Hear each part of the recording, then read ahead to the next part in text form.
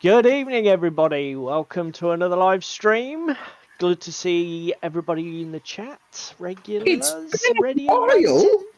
Sorry, yeah, it's been 2 weeks. What? I bet you lot have forgotten what we look like, haven't you? Or not? That would have been quite a good stitch. Just coming on in a wig and everything. Yeah, just sort of come on completely sort of like made up, like we're completely different people. Should have thought of that. Could have got sort of like friends to stand in for us. So yeah, welcome to the usual Thursday night live stream with Yellow Belly Tabletop. I'm Paul. This is David. Just to say hello to everybody in the chat. Hello, Tim, some dude on YouTube. Hello, Darren. Hello, Paul of Pandyman Games. Hopefully we'll see some of the other regular faces in a bit. Will we see Paul in the flesh on Sunday? Just to warn everybody, I'm not sure if I'm experiencing a bit of echo on my audio. Sometimes the interface that David and I use so that I can grab his camera but still interact with him feeds back my audio back into the loop and I sort of ghost myself. Just comment if anybody's picking that up. It might just be my paranoia. I thought I was, Tim. Okay, mate. Thank you. I'm not quite sure how I'll fix it, but I'll have a think about how I'm going to fix it. So, we hope you had a good fortnight. So, Darren's straight in there. Tonight he's working on Little Giant Spiders. Ooh. Playing around with webs on basing using tumble dryer sheets. I've seen that, yes. I've seen that done. Yeah, I've seen that done as well. So where are your spider models from, Darren? Just drop in the chat, mate. So, welcome if it's your first time with us. Over the next couple of hours, David and I will be going through a few things. What we'll do first is talk about what we're going to be hobbying on over the next couple of hours. Then we will have a chat about Gaming Club that we have every Monday night, what we got up to.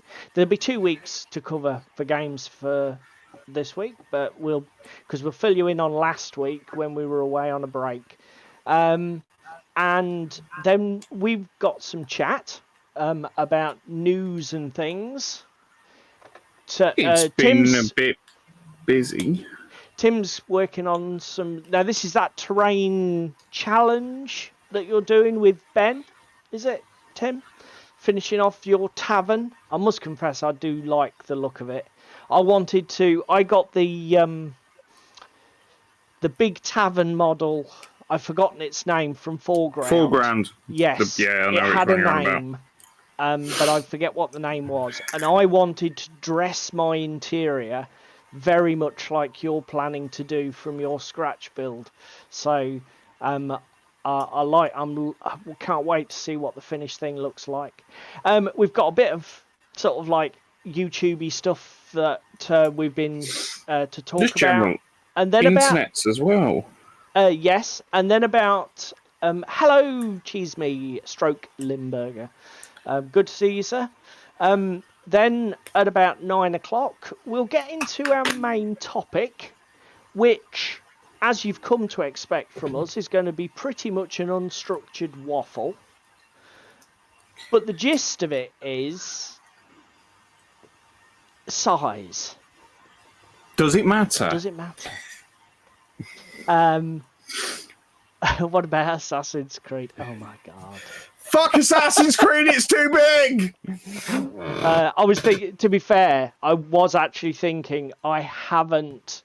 I do make a mean waffle to sort of like throw that in there. I was thinking about Assassin's Creed. I desperately need to get my arse in gear and paint some of that.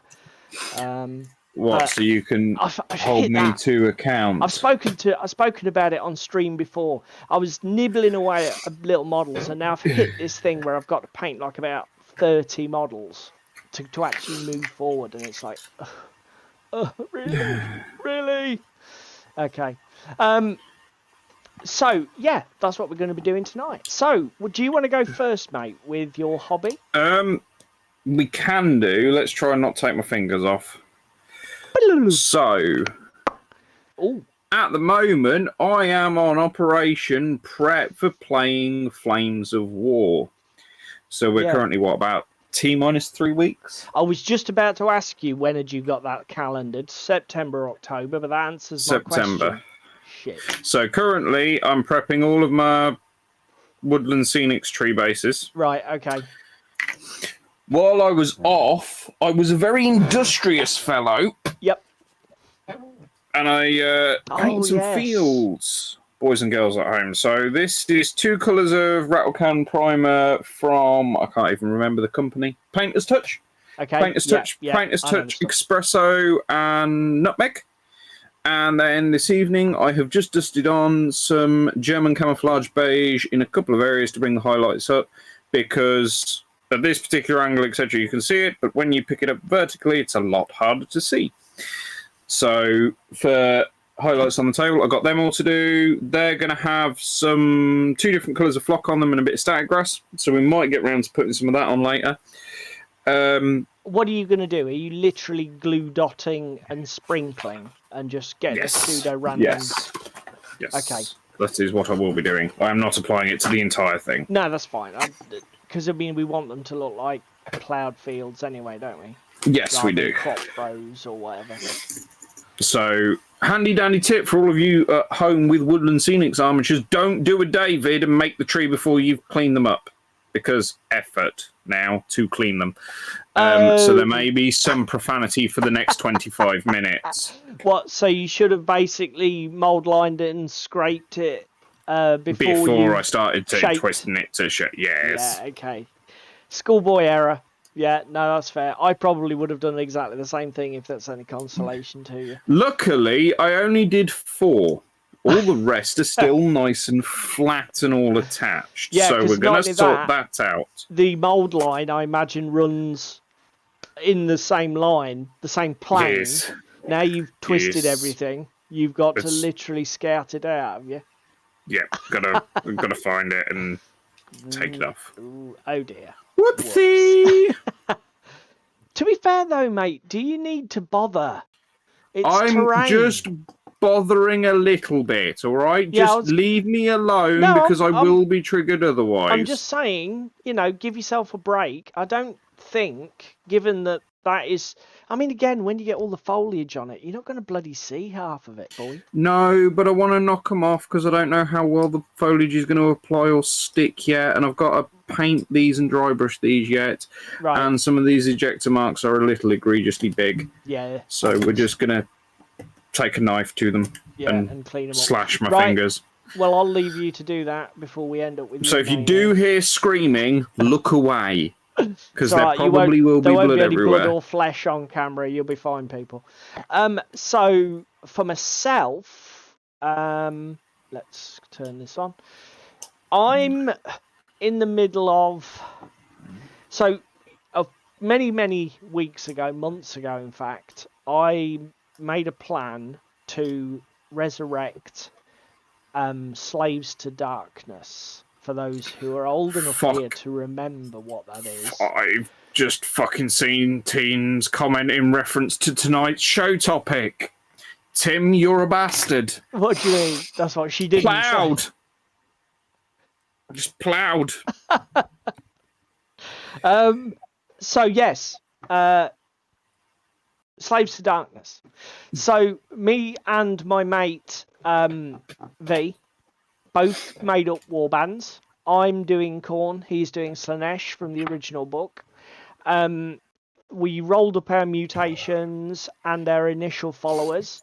I rolled a unit of 5 Chaos Dwarves and a unit of 5 Beastmen. Okay, so I've made a start on the painting. I've done a little bit of conversion work for my warband leader, who is indeed a Chaos Dwarf. So this is the miniature. I think I've showed it on stream before.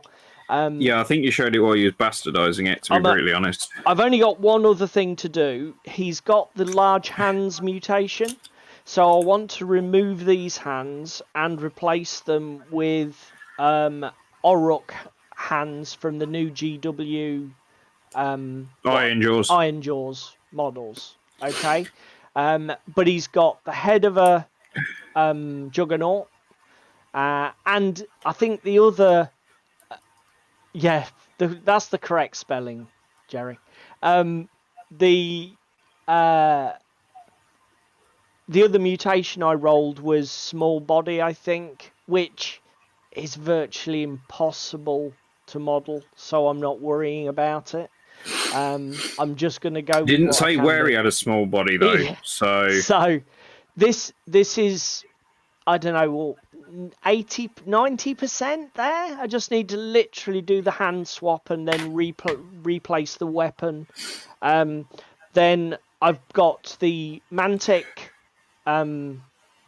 Chaos Dwarfy guys. What are they called in Kings of War? Somebody put it. Abyssal Dwarfs! Yes. So I bought an Abyssal Dwarf box, and I've started sticking some paint down on these guys. So, and then I've got some OG metal Beastmen from 1980 ? That I have had rotting in a box for forever. So I've got them to paint up. And then that's my warband ready to start the campaign. So that's what I'm working on tonight. We're basically going to...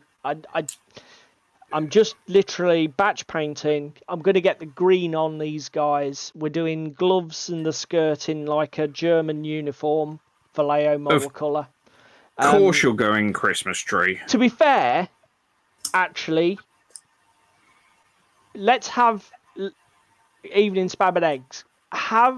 Let's have it in the chat. I want some ideas, guys, on colours. Okay, Right, let's calm down. We're going to do a batch paint.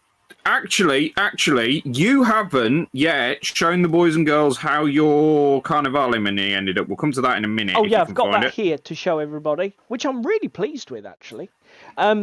So we're back on colour choices like we were 2 weeks ago. Oh, fuck off. Obviously, we've got the red base. I pretty much know that I want all of the armour to be this red colour. I'm adding the green. Obviously, this is all going to get agraxed to oblivion. So don't worry about the fact that it looks a bit Christmas tree. Once it's all brown hammered, I think it'll look better. But I'm also thinking, what else? I'm thinking, now just give me your feedback, guys. I was thinking doing the weapon blades in either a copper, so that we stay in the red palette. No, bronze. Bronze, David says. And then I was going to do black. So now we've got copper, bronze, and brass. Should have just set up a poll. Tim, don't paint them, dip them. No. Okay, we got another vote for the bronze. He will be taken outside and shot if he dips them. Because you've got, I suppose, the bronze is more yellowy. It's a yellowy black because it's that Vallejo bronze, and I quite like it. And then I was thinking black boots and some black details, but I haven't really convinced myself. So if anybody has got some cool ideas... Somebody's just wandered in here and complicated matters because there's now 2 votes for bronze, 2 votes for copper. So Paul's saying white. Do you know what? It's not... The only thing I will say, it's not... Remember, this is a Khorne warband, Paul. I know what it's missing. And you're going to hate me for saying this. Gold with a red wash might be a good call. Go on, Deck tan.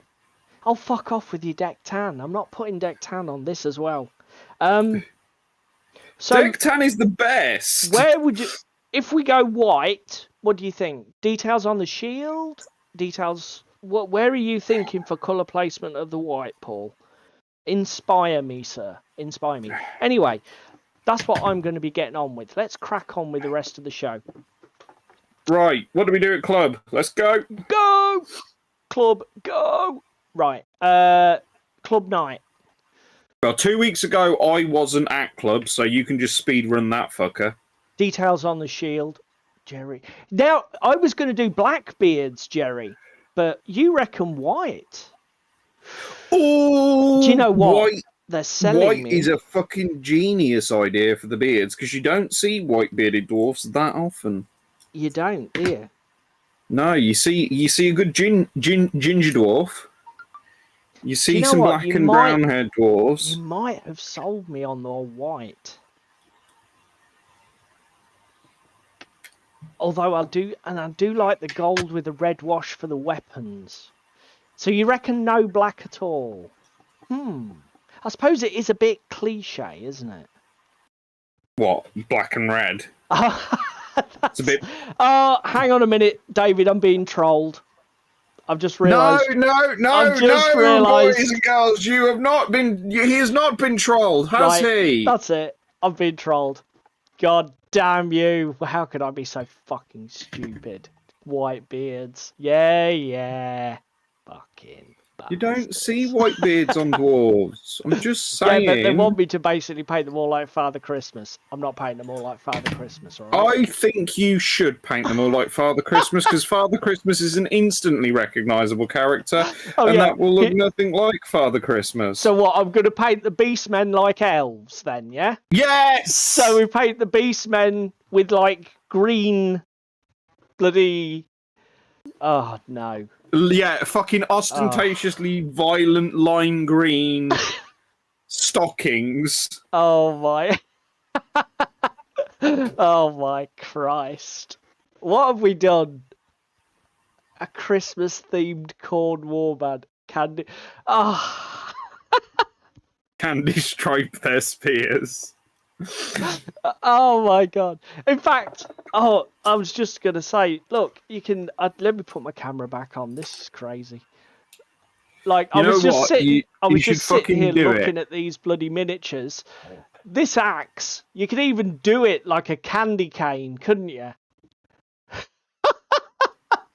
Oh, fuck. And now you've given Sam ideas. Thanks, boys and girls at home. Oh, my God.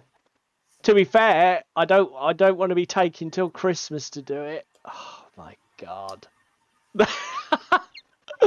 Okay, just because you guys seem to think it's hilarious, I may actually do this. You genuinely, mate, I think you should, because it's either going to end up one or two ways. Completing a car crash, and you can tell everybody on the internet, I fucking told you so. That's true, I can blame this lot. Or it's going to look so fucking amazing that you're not even going to recognise it's Christmas themed. Unless you're a avid watcher of the Yellow Belly Tabletop channel. Oh my God, Christmas. Fuck's sake. Right, Club, go. So 2 weeks ago. 2 weeks ago. Not Monday gone, but the Monday before that. You spiky bastard. I played a 3-way game of Firefight. So, it was Ricky, myself, and Alex, I believe. Yes, it is Alex. And it was Alex's first game. We were basically doing a teaching game. Yeah.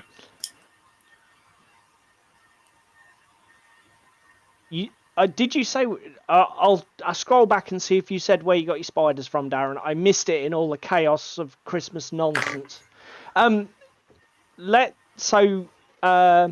were we? Firefight. So it was a learning game. Basically, what we did was Ricky brought 1,000 points of enforcers. I bought 500 points. 500 points of Forge Fathers, and Alex took 500 points of Marauders. Basically, what we did was, because Ricky and I have played before, I buddied up with Alex so that we were on the same team, and I could sort of brief him as to the rules and that sort of thing. Warp miniatures for Arkwill. Thanks, Darren. I shall have a look. I do like myself some spider models. They're really, really useful for all sorts of games. I remember it took us ages to find some good frost spider models from Frostgrave. And when I get them painted, I'll get them on camera and show everybody, because David found some 3D prints. I don't know where you got them from. Titanforge, was it? So, 3-way firefight game.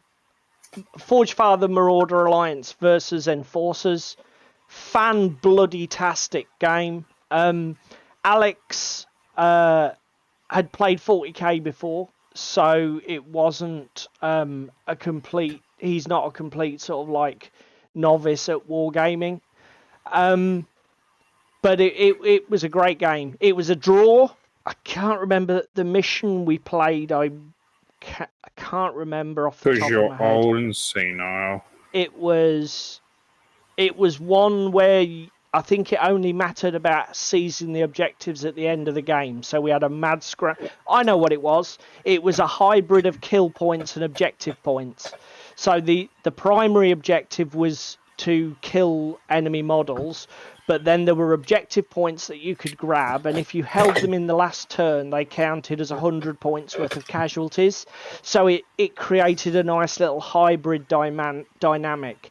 And it made all of the difference, because what happened was Ricky's Enforcers took a lot of fire, and Alex and I managed to get a good lead in terms of casualties, but the few units like his Peacekeepers that Ricky held on to were just so survivable. He went and squatted on the objectives at the end and recovered all of those points, and it ended up, I think there was about 20 points in it, and the sort of rules were if it was less than 10% difference, it counted as a draw.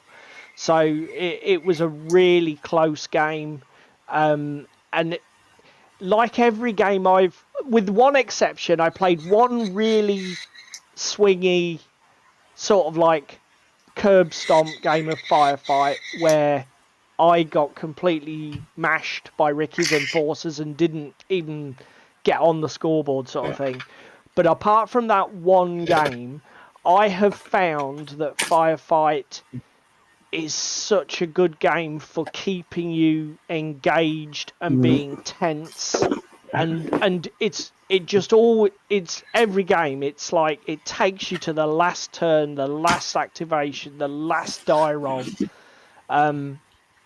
Skyrim's a good shout for frost spiders. I didn't know they had them, but then again, I'm not massively You're into not Skyrim, an internet gamer, so I haven't really looked at the miniatures for that. They're the people who do Fallout, aren't they? Who's that? Modifius, thank you, David. So, yeah, that's what I did 2 weeks ago. Awesome. For anybody who's not yet played Firefight, for God's sake, go and play Firefight. Just use your 40k models, do some proxying. My God, it's such a good system. It's quick, it's intuitive, the missions are well designed. It's not cumbersome. Yeah, I just can't praise it enough. The command dice system works really well. There's enough flavour and depth in the armies without it being cumbersome. Oh, it's just great. Just go and play it. Look at this. Darren's the world bloody expert on bloody model spiders.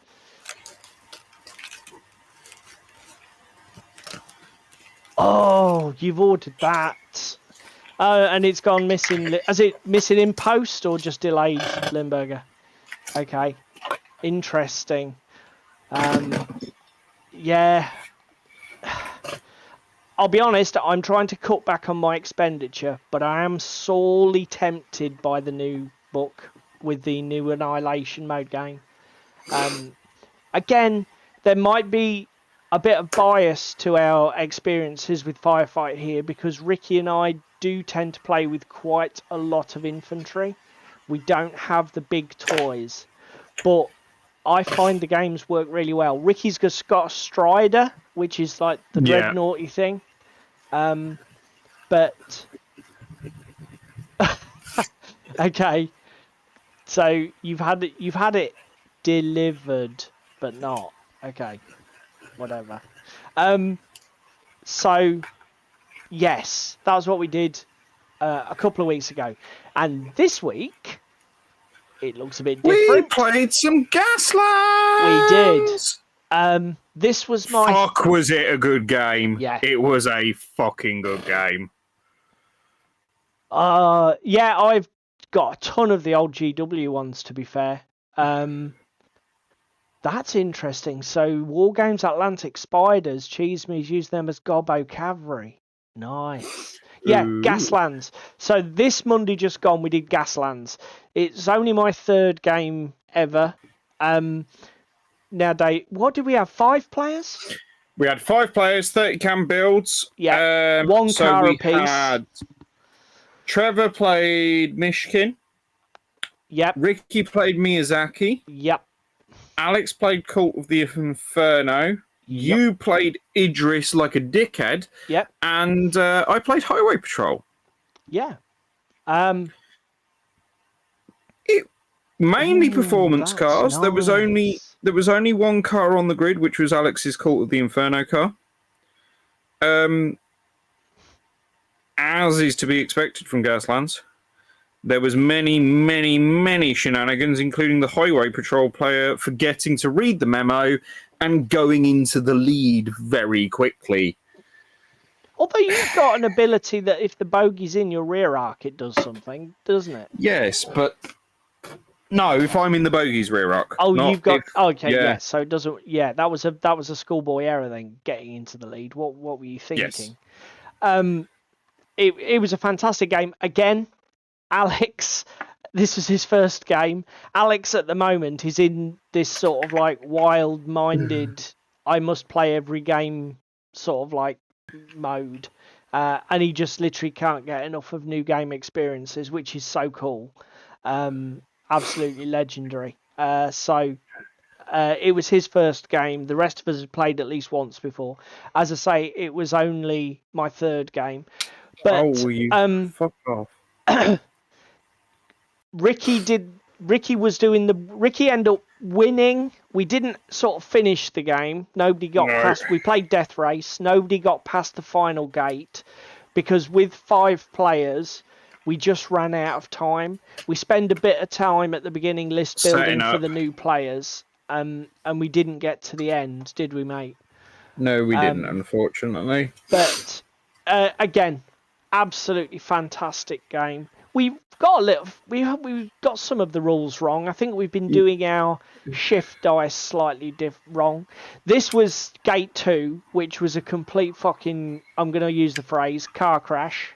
Literally. As you can see from all of the wrecks, we pretty much all wiped out here and then ended up getting reset, which is why Ricky got such a massive lead, because he was about the only player that didn't wreck. And to be fair, Ricky was limping along on 1 hull point for so fucking long.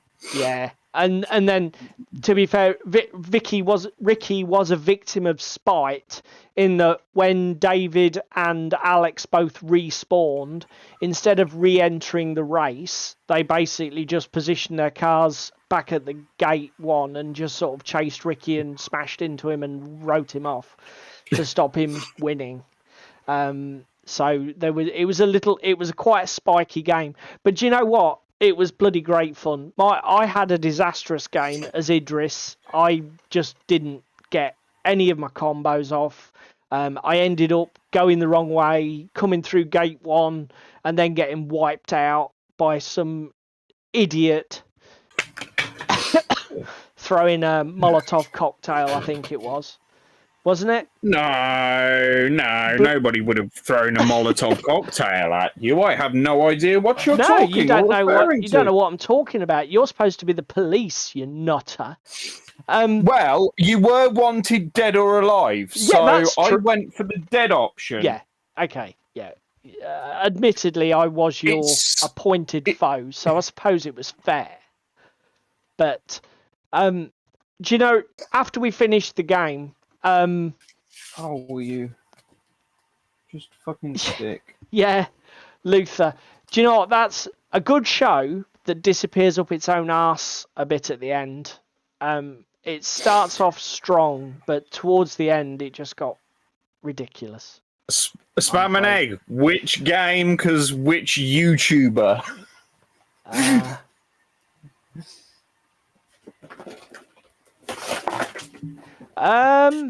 Well, stay tuned for the news because I've got a great recommendation for you. Does his name begin with Ash? He does indeed. Yes. I mean, I just can't. We'll come to it again. Yeah. In a bit. It's not OTT's core thing, really anymore. Sort of like how to plays, but you are coming back strong with it. I know you're doing a lot, aren't you, Jerry? It is something that they're giving a lot more video time to, but obviously there's lots of old games. I don't think they've done Gaslands or other things like Frostgrave, Relic Blade, games that were really beginner and really entry level.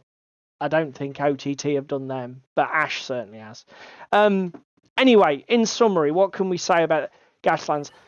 Look, I had a disastrous game. I've said it, but I tell you what, it literally didn't matter. The thing about Gaslands that's awesome for anybody who's not played it, obviously you're using a weird template system for movement where you select a template and then move your car, roll a few dice, see if you can keep control of it. And even if you can sort of like, every movement that you make with your car feels like a success and a little win. You know, if you can play and not crash, or again, like my highway patrol car had what? 5 gear phases of always being on 5 hazard tokens. I was so close to wiping out for a lot of the course, and was just like, fuck it, let's go, let's push it a bit more, more. It's an awesome game. That we had a long conversation after the game at McDonald's when we followed up because we always go to McDonald's after club. And I think some of the guys at club are probably going to be giving a campaign a go, aren't you, mate? Doing a season. Yes, do a televised season. I would love to, but the sensible me knows that I'm going to be so stretched and overcommitted with my other games. I'm going to not commit deliberately. I would love to, but I can't. I literally can't commit to playing like half a dozen games of Gaslands, I don't think. I've got too many other things that I want to get done. And do you know what? It doesn't matter, because there's a pick up and play game. It's just still fantastic. Absolutely fantastic. And to be honest, it doesn't really take a lot of effort to get a good looking table, does it, mate? I mean, no. Half of this stuff isn't painted, but it still looks fine. This is mostly all 3D printed, isn't it, David? FDM by David. It all is FDM printed. Most of it, other than the watchtower in the middle between Gate 1 and Gate 2, are free files available on Thingiverse or Cults or several other sites for those that are interested. Yeah, it's really good. A friend took some motorbikes a while ago, very manoeuvrable but also very fragile, says Darren. Yes. But the thing is, Darren, it doesn't matter because obviously there's the respawn mechanic. So when your vehicles get blown up, you get crowd votes and then you just respawn. So, again... And they're fucking dirt cheap. Yeah, they literally are junk. Tim... No, not 3D printed. I tell you what, here's a question for you guys in the chat. Anybody who's played Gaslands, we spent a long time talking about custom rules or improvised rules for ramps and jumps and, you know, getting air. We sort of tinkered with some ideas. And we need to try them in anger. Yeah. But if any of you guys have experimented with... Because it's just something that screams... It's very much in the spirit of Gaslands. You know, sort of insane ramp jumping and Evel Knievel style, you know, car racing. But there aren't any rules in the core rulebook, and I can see why, having talked about how he would implement it from a mechanics point of view, it's actually quite tricky, because you end up what do you do? Do you give the car free movement? If you're giving the car free movement, what penalties? Yeah, that sort of idea, Tim.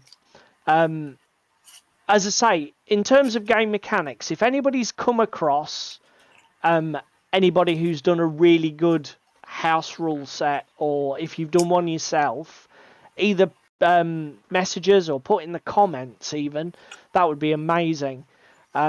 Because again, David has found these sick ramp models that he's printed off, and it's just such a shame not to use them. That's a good shout, Darren. I don't know. Are you in a Gaslands Facebook group, mate? Yes, I'm in a Gaslands Facebook group. I'm also on the Gaslands Reddit page. But do I look like the kind of man that has time to be scrolling through Facebook and Reddit? No, I fucking don't. So that's what we did at club. A bit of firefight the week before last, and then this week some gassy lands. And then, unfortunately, for boys and girls that are regulars of the show, there is no club for the next 2 weeks. No, actually. Because of the county council being a bunch of bell ends and requiring roadworks. So we're going to have to see what we do.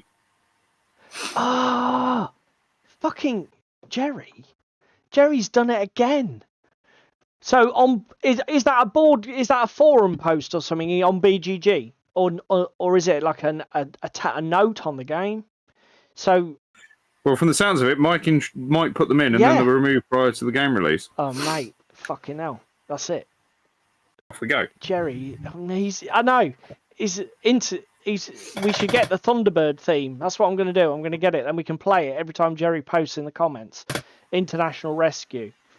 So yeah, there is going to be no gaming club for the next couple of weeks, guys. So, okay, mate. Yeah, I know. So if I find the game listed on BGG and scroll down to the comment section, presumably there'll be a post there from Mike. Thanks, mate. Awesome. I shall be looking at that later. Right, let's get a paintbrush out in anger, shall we? No, news. Because it's 20 minutes before the end, so we need to get some news going. News. Well, I'll get the news going, but I need to do some hobby as well. No, you don't do hobby when you're streaming. You know this. These be the bollocks. My building's just fallen to pieces. What do you mean? Well, I'm currently trying to epoxy glue me church together, and it's not going well. Your 3D print. Okay, right. Mm-hmm. Well, this is you anyway. So the first bit of news. This is. I was David on the Instagram. Pulled this out. So. You tell the people about this. So I was on the Instagram, and I saw a recommendation from a lad of here's some websites you should go visit if you're into your gaming. And it was Print and Play Arcade, so I went and had a look. Based off, there's loads. There's literally hundreds and thousands of games on this website. Some of them are that's playful. A bit of a hyperbole, mate. I don't know if there's thousands. There's certainly hundreds. I'll give you that. Look, I'm British. Don't fucking judge me for my use of hundreds and thousands. To be fair, the colour theme is very reminiscent of hundreds of thousands. For those of you who are not English, hundreds and thousands are those fine candy threads that are all ridiculous colours that we sprinkle on top of children's cakes and shit. And ice cream and everything else. So yeah, I went to here and had a look round. There's some nice free stuff. There's some nice pay for stuff. So Deck 52, something that's speaking to me and everything else.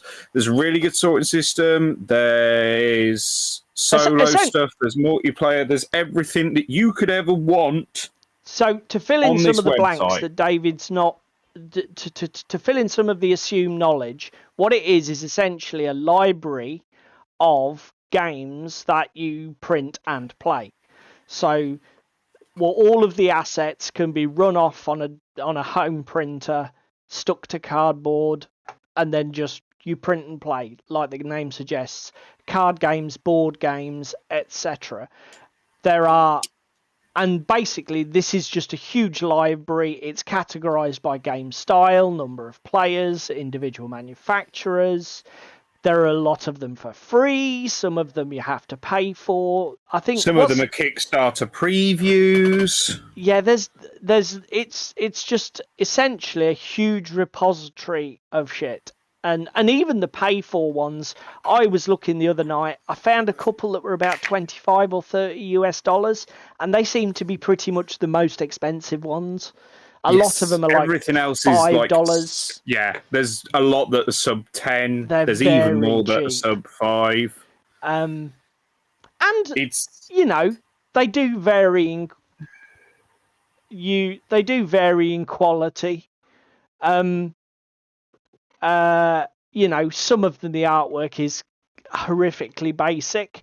But I mean, if the mechanics are sound, it doesn't matter, does it? If you're only playing a basic little board game, it doesn't matter if it looks $1 million. But to be honest, some of them, the artwork is amazingly good for free shit.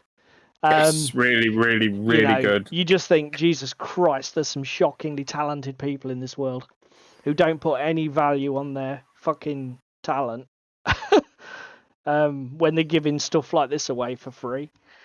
But yeah, interesting.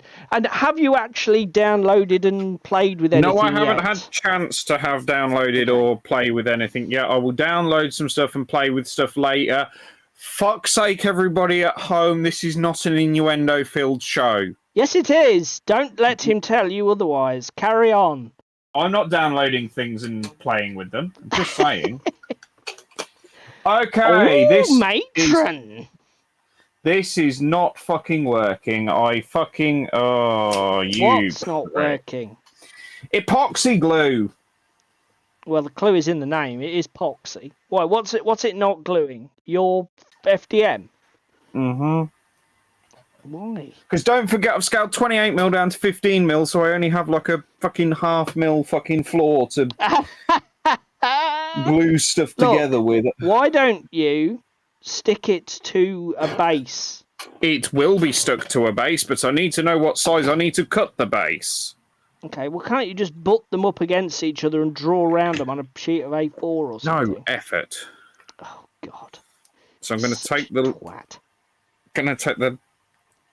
lid off. What do you do for a job, mate? Do you want to just tell everybody at home? Technically, right now, a salesman. No, you such a liar. Spam an egg. Back me up here. Just in case everybody's not aware, he's a design engineer. A design engineer who can't stick two fucking pieces of plastic together. Like it's the work of Sisyphus. You plonker.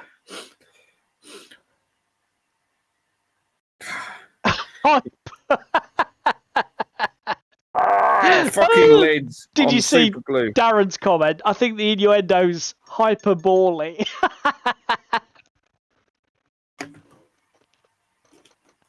Oh, that's fucking brilliant.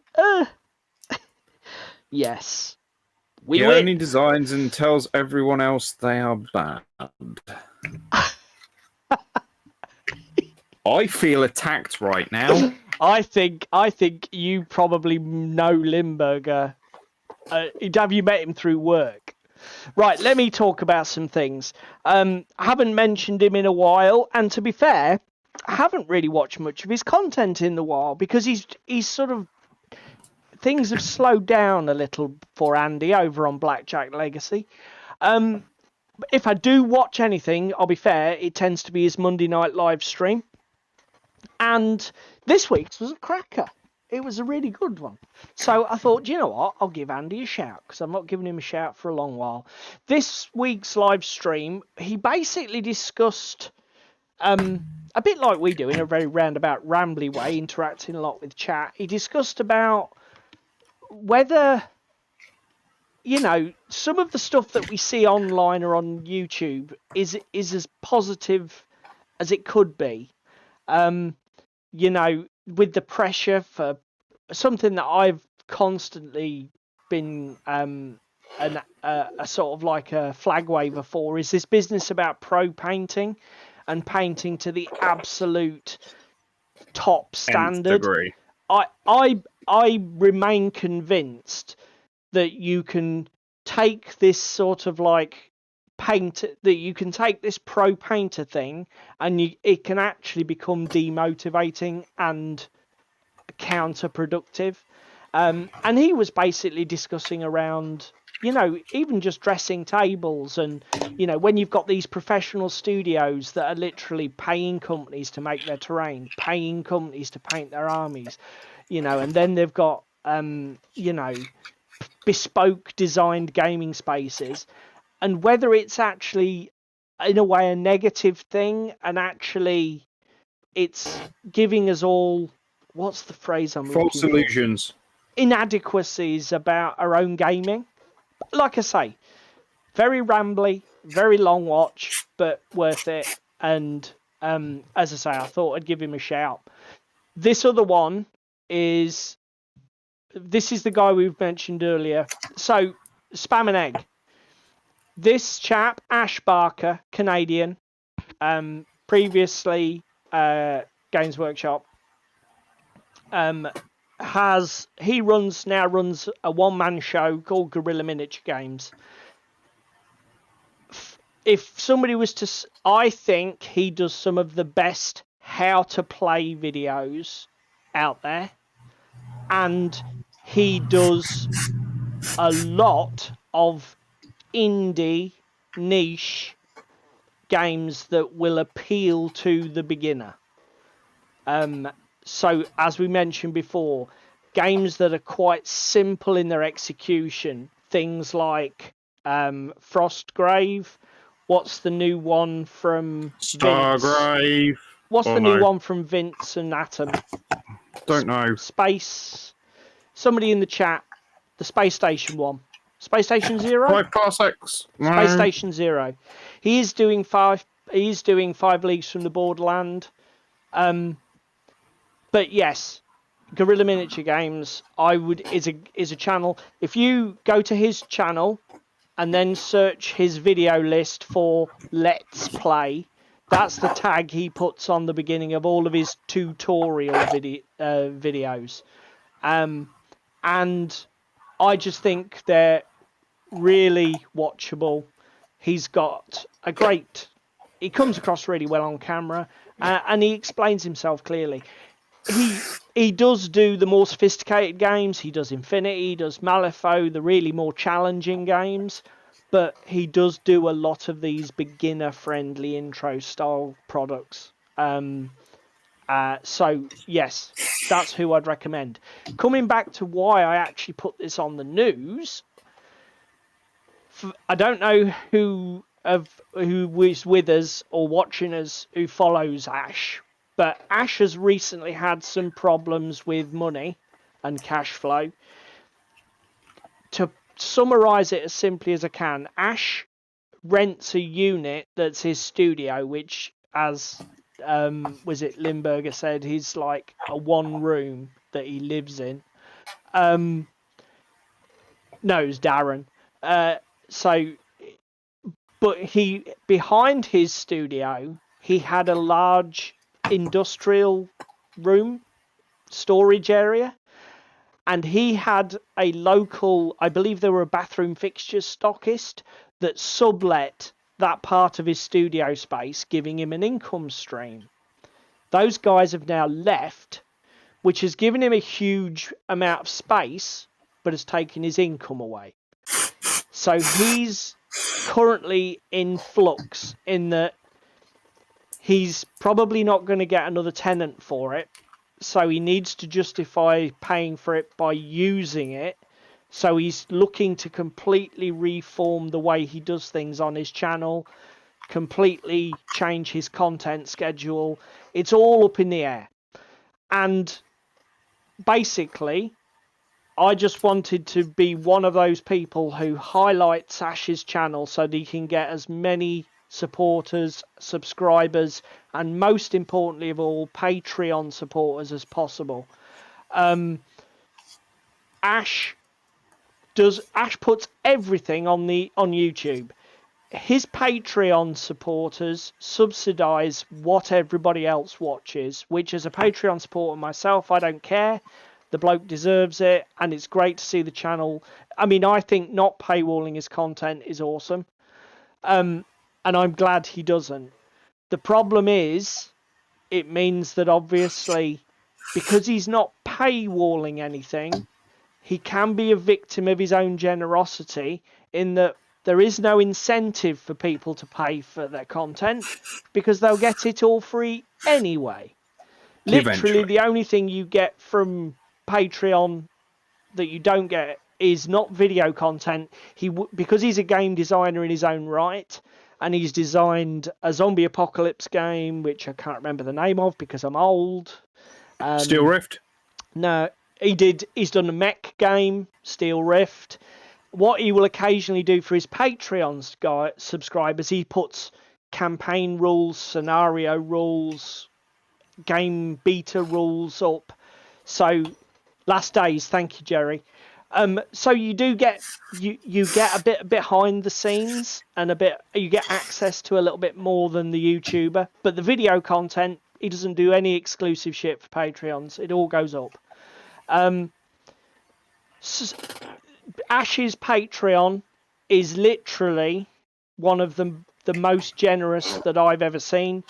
When you go on there, the default setting is $1 or one of your local currency. So for us, British pound, US dollar, Canadian dollar, whatever. One of whatever per video he posts a month. And now you're going to say, hang on, didn't somebody say he posts basically a video every day? That'll be $30 a month. That's fucking insane. Hang on, calm your horses, because you can also set your own maximum, okay? If you want to cap it at $2 a month, you just cap it at 2. If he posts 30 videos, you'll pay 2. So it is totally controllable in terms of how much you spend, but I just wanted to get here on YouTube and give this guy a shout and say, if you don't know his channel, go and watch his videos. If you already watch his videos but do not support him on Patreon, because basically he earns fucking nothing from anywhere else, because YouTube is what it is, please give it a thought. If you can back a Patreon, maybe nudge him to the top of your list. There you go. I've said my piece. I'll leave it. Last YouTube one. Now this is I don't really know. I'm not going to spend a lot of time on this. Yeah, Jerry's in. Do you remember Rivenstone, mate? Broken Anvil. Briefly, yes. Yeah. Did you ever get the Broken Anvil STLs? No. Okay, no, that's fine. This came up in my YouTube feed, and I was like, Broken I think it's because DW at Club mentioned it. Okay. That it was a game that was coming out that had got all these STLs associated with it. Yeah, I don't know if we discussed Rivenstone. We might have talked about it on stream. It did look very good, and I watched a few promotional videos and how-to-plays. But I didn't get in on any of their Kickstarters. I'll tell you what, I'm fucking glad I didn't. Because this came up in my YouTube feed. And basically, to keep it brief, Broken Anvil look like they're going to the wall. They've got several unfulfilled Kickstarters. The bloke who runs it is a guy called Chris, I think. He's not coming out smelling of roses. He's laid off all of his folks, pretty much, except for a couple of hardcore. A small core of people, and there's a lot of poison about over this, and it's just sad. Do you know what I mean? Yeah. I watched this video and it just made me sad. And I was looking at the comments, and somebody said the problem is you see this sort of thing all the time in the video game industry. Well, again, we said about this with Ludus Simus, yeah. Studios, etc. Yeah. For Divider, Impera, Ruminara, Black Rose, fucking loads of Kickstarters still outstanding. It's part of the reason why, even after I played Divider, Impera, I didn't back it. Yeah. I mean, obviously, I've only... to be fair, there isn't an awful lot of news about this on the internet. There's just this King of Average video, as far as I can tell, that covers it in depth. But it looks like Broken Anvil were essentially running Kickstarter as a Ponzi scheme, where they would take money from one, realise they couldn't fund it, so they'd set up another one to generate revenue to fund the one before, and they got trapped in a spiral of decline. Again, it's just sad. But I just bring it up because I hope that this stays the rarity. I don't want to see this sort of fucking... happening every 5 minutes. I don't want to see this sort of toxic bollocks in our hobby. You know, where people are... Because again, it looks... A lot of what they've done looks very cynical. Like trying to launch something that was akin to the Reaper Bones thing. Trying to launch a massive Kickstarter to get millions. It's like... You can't, man. You know, if you've got a string of... It's like David was just saying about Ludus Maximus. Once you start to fail on projects, people aren't going to back your projects. Going in for more bites is just crazy. Yeah. I'll be honest, I don't want to tempt fate, but I've yet to be stung on Kickstarter. Everything I've backed, I've had delivered. I also have something else that I should have said to you to pull up in the news. Oh, yeah? The Worms board game Kickstarter. Oh my fucking God. 120 quid all in. I'm fucking doing it. It delivers in August 2024. It looks amazing. The game looks amazing. It looks like a very good recreation of the digital game that I grew up with in the late 90s, early 2000s. It's fucking gorgeous. So did you watch a how to play on the actual... There's Kickstarter? not. There is a how to play on the Kickstarter, but also there is animations on the Kickstarter. Let's fade to the main view. Let me do this then, as you forgot to mention it. Worms Kickstarter. Well, do you want to just pull my camera up a minute while you're doing that, and I can talk people through what I've just done to make my very big church. I apologise if everything's glitching out, guys. You know that whenever I load a new browser page, my PC dies. It dies. It's a potato. Video Ninja David. Bada boom. Oh, you got it. There we go. So that's stuck together now, is it? Yeah, with copious amounts of super glue and activator while the epoxy goes off, and then it will be mounted to a board. Scale wise, I mean, this is a Sherman tank. That is a good piece of terrain for flames. It's really good. I mean, this is on an A4 sheet of paper, so roughly it's a foot long by about 8 inches wide. Nice. So yeah, this is what I've just been doing. So it will be getting a black coat of primer and mounted to a board because we need to hide this shit because this is evil. Mate, it's the bottom. Nobody's ever going to see it. I will see it when it's in my box, so we're going to hide it. Are you going to seam fill where the blocks join together? Are you going to seam fill that, or are you going to use like a ground texture just to cover it? I'm going to use wool filler to fill the gaps. Okay. And then I'm going to rattle can it all. Yeah. What I'm planning on doing is probably coming about an inch out all the way round, shape the terrain with it, and then I'm just going to put some deserty dust kind of thing in. What I might end up doing actually is cut an A4 piece and then have a little bit of a graveyard here with some bushes. Is an idea. What, and actually put a base on it? Yeah, that is a good idea actually. Put it on like an A4 base and then have a bit of a graveyard. Yeah. It's not going to be the end of the world with some bushes and stuff, is it? It'll get to be a big old terrain piece by then, though. It's already a big old terrain piece. Yeah, I mean, that's what I'm saying. It's 8 odd inches tall as well. It's a big boy. It does look good, though. It does look good. To be fair, this is for the centre of the table. Yeah. It is the table centre bit. Or off to one side. I'm not sure how. Yeah. When we get playing the game, we'll know whether that's more of a pain in the arse than a real. You know what I mean? It's meant to be the attention drawer. Some like bushes, some like a Brazilian. Oh, Tim, we can't take you anywhere. Well done, Tim. Can't take him anywhere. So yeah, the Worms board game, Paul. Where are we at? Here we go. Right. Now I haven't seen it. Take it away. It does look cute. Obviously, I played it. PlayStation 1, I think, was when I encountered this. Good few years ago. I'm surprised you didn't try it at UKGE, because they had a prototype there, didn't they?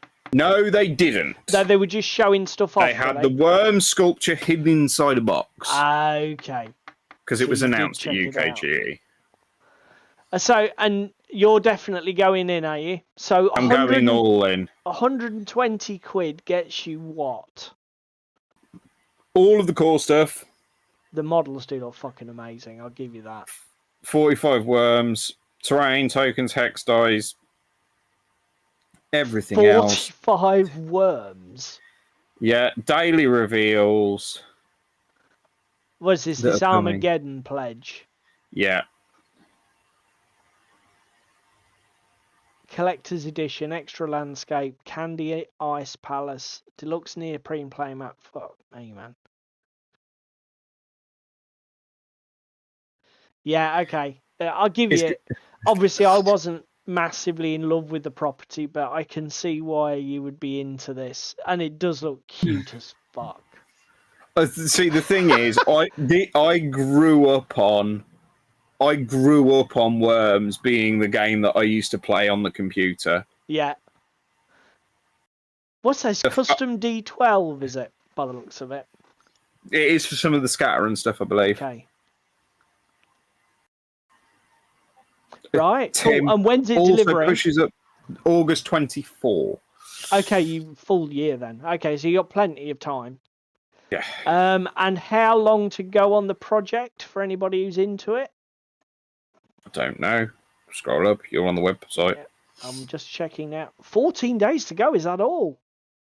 Bloody hell, it's a nice short one. Don't hang about. Bless them. Look, they've made £250,000 quid already. That's not bad. Fucking hell. Well, mate, I'll look forward to playing that with you. How many players is it? 2 to 6? Up to 6. Okay. Asterisk. So presumably 2 to 6, probably with expansions. Probably 2 to 4 core game or something like that. Yeah.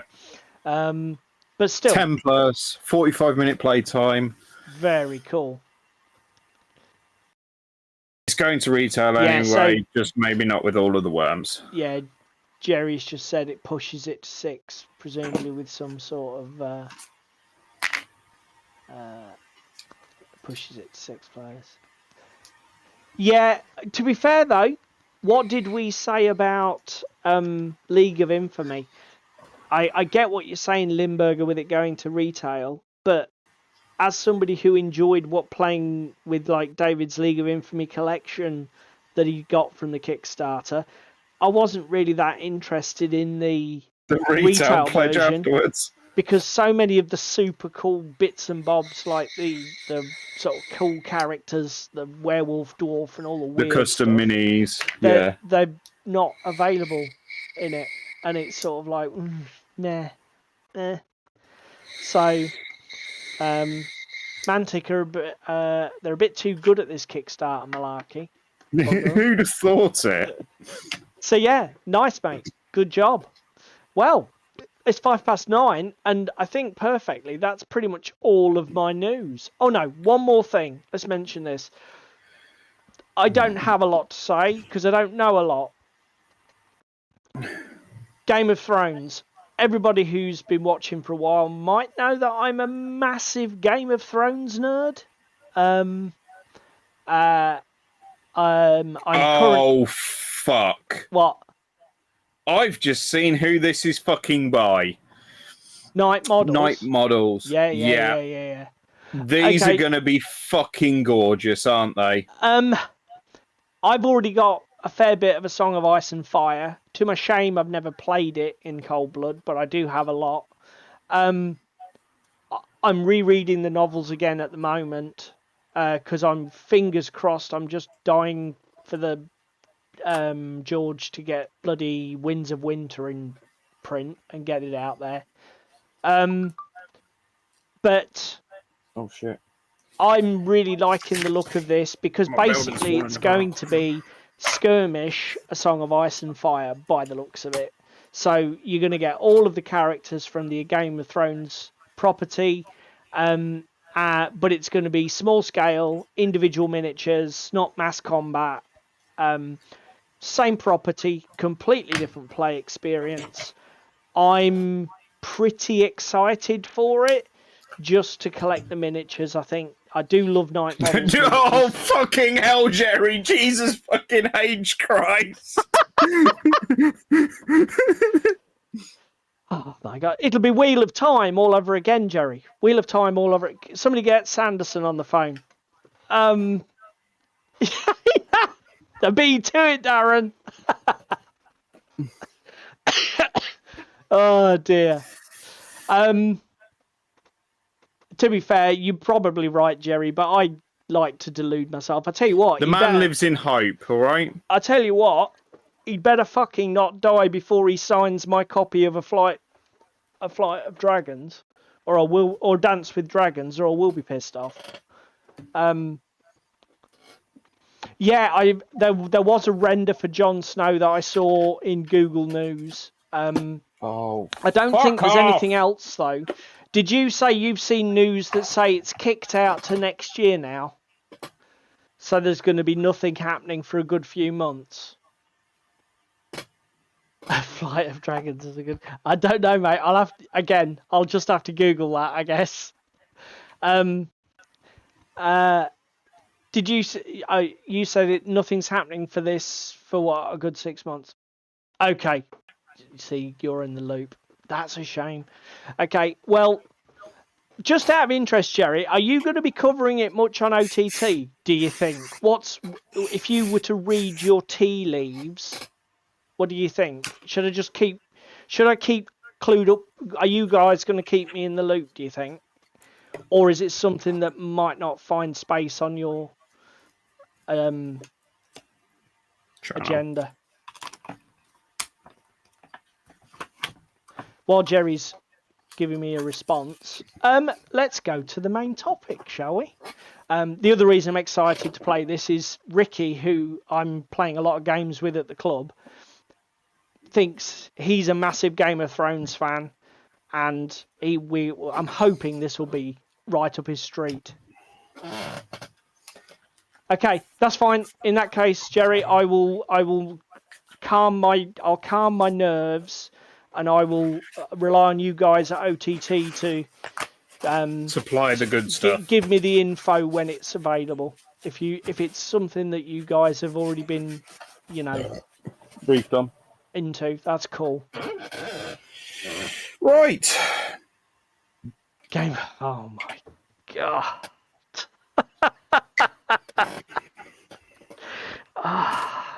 Jesus Christ. Is that like a crossover geek dad joke, Jerry? Right, let's move on before fucking Jerry just completely derails the show. What the hell? So, oh, fucking Jesus. What are we talking about this week? I haven't painted a damn thing. I've painted a bit of green on a dwarf. It's ridiculous. What the hell is going on, people? Well, you come up with these silly ideas. What prompted this? What prompted this is Hereward Wargames Show, which is on this weekend. So it's at the Breton Centre in Peterborough, Cambridgeshire, for anybody who's watching and is wondering whether it's worth going to. Yes, would be my input on that. Easy access from the A1 here in the UK. There's plenty of free parking based on previous years. Yes, sorry, Limburger. I'm sorry if this is salt in a wound, mate, but... Oh, awesome, Darren. Right, mate. Where is Border Reaver? Which town or city is that in? Because you're up in Scotland, aren't you?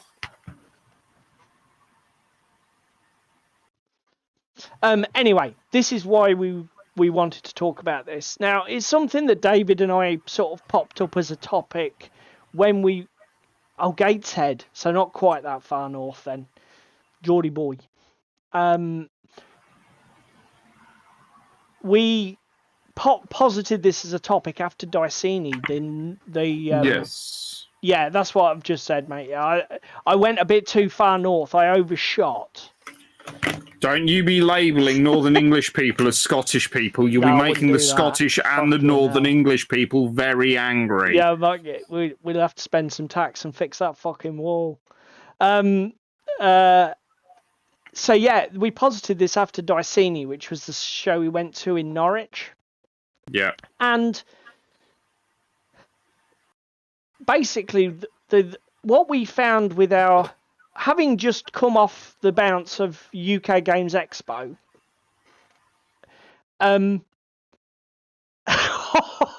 Dicini was before UK Games Expo. Limburger, don't go there. Quick, delete that comment. Quick. We're going to get cancelled in a minute, all because of our foreign friends. We love you, but for fuck's sake, stop it. You shitey wee Sassenach bastards. You can hear it. Yeah, UK Games Expo was fantastic, and it is over 3 days. But I'll be brutally honest, if even as a couple of nutters who like arrive on Thursday night, live in the goddamn venue, and then don't go home till we've had a good sleep on the Monday, it is a bit of a whirlwind. Bit intense. There is a lot going on at UK Games Expo. There were I don't think we've had a year where we've gone to the expo and done everything that we wanted to do or might have wanted to do. And don't get me wrong, I don't think it mars the experience, but it's definitely a factor. Having lived in Scotland, I was on the Isle of Bute, and they do say there are more Brits on Bute than bloody Scots, or English on Bute than Scots. Again, I've found the Scots to be lovely people, frankly. All joking aside. But anyway, back to what we were talking about. While it doesn't mar the experience, it's definitely there in the back of your mind, isn't it, mate? When you come away and it's like... This is the other thing that we kind of said as well, right? Because what sparked this was Dicini pre-UK Games Expo. Yeah. Then the fact that also Salute is a massive show in comparison to Dicini and Hereward. Yes, yeah. But it's only 1 day, so it's huge. Yeah.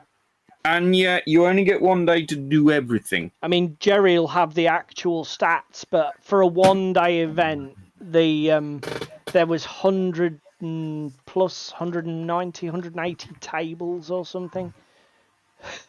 Yeah. Oh my God. The Scottish assassination stuff's in the chat. We'll move quickly on. So, and obviously, Hereward's coming up. With the smaller shows, I mean, Hereward is just 6 hours, I think, 10 till 4 on a Sunday. It's a 6-hour show. And do you know what? We probably still won't get everything done that we want to do. No. In a tiny show like Hereward. And I think the thing that occurred to us is that there is a drawback to these massive expos and massive shows, isn't there, mate? There is a downside to that. It's some of its cost, some of the fact that, like, for example, that is the other thing. Yeah, that is a very good point, mate. The actual cost of expo, you know, compared to if you want to go to one of these small shows, the entry for Hereward is £5 for an adult, £3 if you book in advance. And you know, you don't need to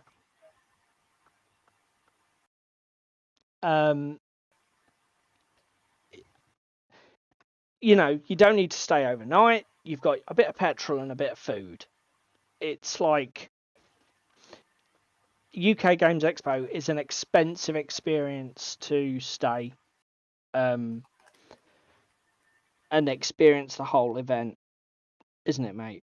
Yes, and again, we said it before with UKGE. If you can only get over and up for a day, you can only get over and up for a day. If it's in your budget, it's something that's worth doing. Me and Paul here are a little bit of a bunch of mad lads, and we'll happily blow 3 figures, nearly 4 figures at the show, doing what we love, which is wargaming. Yeah. Well, frankly, any type of gaming, but no, wargaming definitely. I mean, the other thing is, not everybody is like us. We appreciate that. Some people have a little bit more focus to their hobby. And they don't necessarily want to play every game or experience everything that there is to be experienced. So that's a factor. But, you know, if you are somebody who's compromising and just doing 1K, I can't even comprehend doing 1 day of expo. I would decide what I was going to experience and what I was going to shelve, I think it would traumatize me. Like I say, I'm not saying I'm normal, far from it. I know I'm not, but it definitely is a factor for me. And you know, it's like Dicini's another good example. Dicini was free. We arrived early and left as they were shutting up, and we still didn't see and or try everything. No. Because, you know, there was so much on offer. The other thing that I will say as well about the smaller shows is the emphasis is different. Very much with I don't know about Salute, obviously, because I've never been, but very much for UK Games Expo, I think if it's not 50-50 retailing and game design and gaming experience, it might even be more like 60 or 70-30. Do you know what I mean? UK Games Expo is very skewed towards a retail experience. Okay. Yes, you are there to shop and drop and everything else. There is even shop and drop for storing all of your purchases. Yeah. And it isn't exclusively about that. We're not saying that. But if you were to take the square footage and certainly what's on offer, I think you'd find it is skewed towards the retailing side of things. Now, by contrast, although there will be traders at Hereward and there were some small traders at Dicini, it's much closer, if not skewed the other way, towards demonstration games, showing off games, participation games, getting you an opportunity to play something and interact with a product, not just buy a product. Yeah.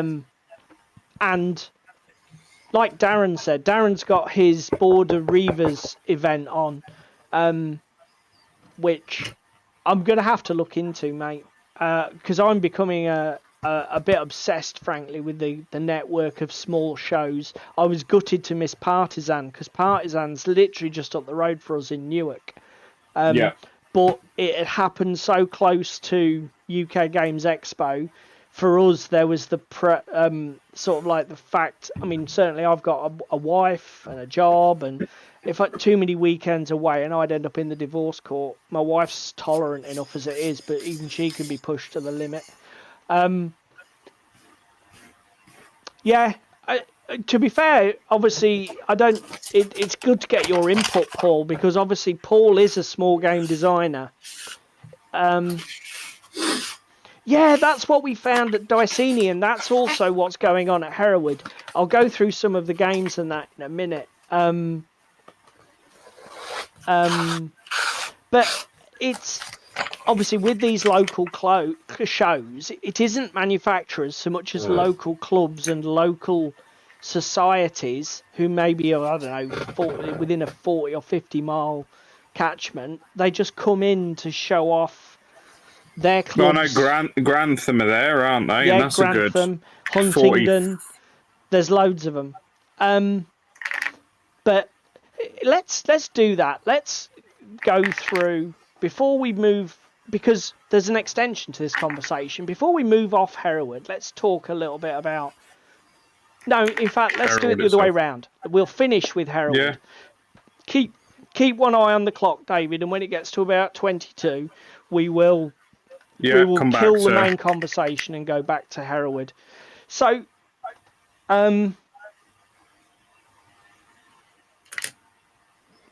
yeah, I like I say, if you're somebody who's never thought about it, if you're watching this later on YouTube and you've never thought about, I wonder if there's a wargaming event near me. Do you know what? At some point during the year, probably not that many miles from you, there's probably a bunch of nerds who get together in a bloody church hall community space and just do something, weird. Okay? I'll be shocked if not. And because it's amazing actually how many of these little annual events are popping up now around the UK. Obviously, I can't speak to other countries, and certainly in the UK, it's becoming more of a thing. But the size isn't everything argument also extends to games, it occurred to me. Yeah, this is what I was going to say. Like, we've spoken before about scale hobby-wise and the hobby commitments that such games entail. We've spoken about skirmish, etc., and everything else. But occasionally, right, you shouldn't give your money to the big boys or the big games. The niche guys, the small companies want your money because the games are much more balanced, much more intuitive, well-designed, and fucking more enjoyable. And it's not going to cost you a small child a kidney transplant and half your liver to purchase an army. Yeah, I mean, there's all sorts of stuff wrapped up in that. And probably one of the biggest ones is what David's just mentioned about balance, right? There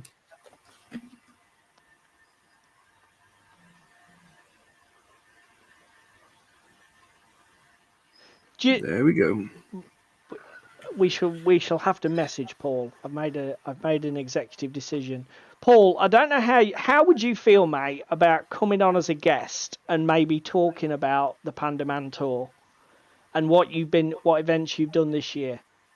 If you would like to do that, just message me and we'll sort that out, because that could be a bit of fun. David mentioned balance, because with big games, and I don't necessarily mean, it's a game where you have to have 200 miniatures on the table to play it. When I mean a big game, one that you can see on the high street. We're talking about games that are high profile. That's probably a better phrase, isn't it?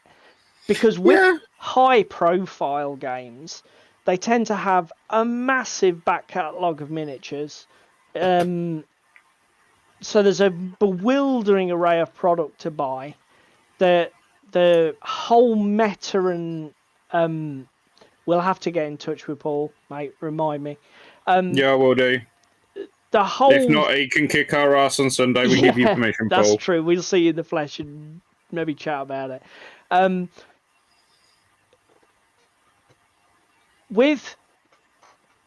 There's a huge range of product. There's a huge meta around the game.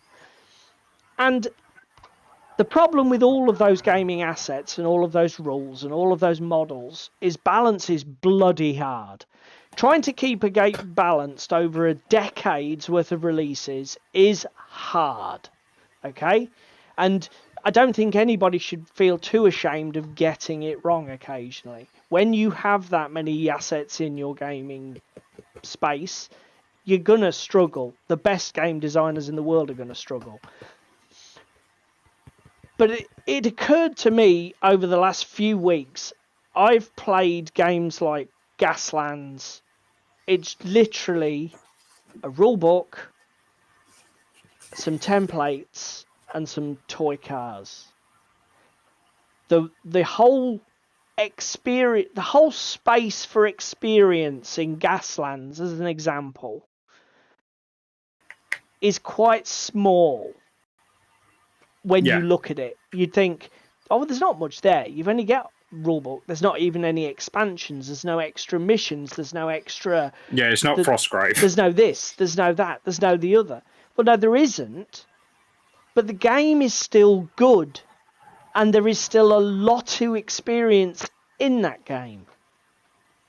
You know, the multi-award-winning Moonstone. Anyone? Moonstone occurred to me as well.